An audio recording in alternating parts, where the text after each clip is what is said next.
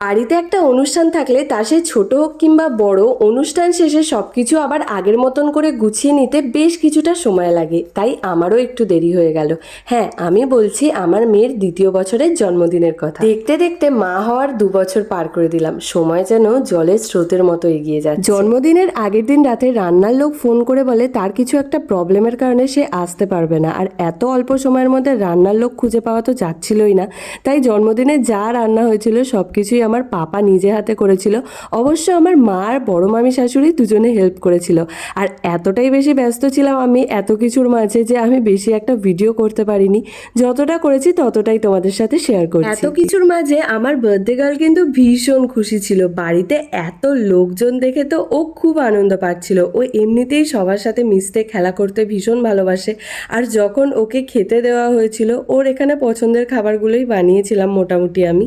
তো যখন খেতে দেওয়া হয়েছিল ও নিজে নিজেই তুলে তুলে খাচ্ছিল, যেটা দেখতে তো আমার ভীষণ কিউট লাগছিল। তো তারপরেই আসে আশীর্বাদের পালা। হয়ে গেছে, ওখানেই দিয়ে দে।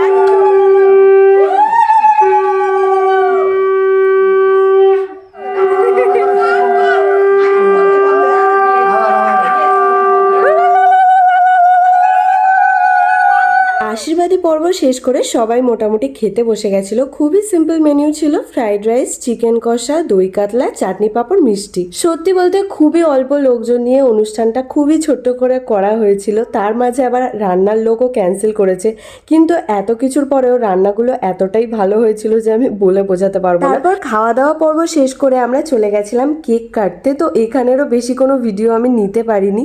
যাই হোক, সারাদিন এভাবে হাসি মজা করে খুব ভালোভাবে কাটিয়ে দিলাম। আর তোমাদেরও ভিডিও ভালো লাগলে লাইক, শেয়ার, সাবস্ক্রাইব করে দিও। ওকে, বাই।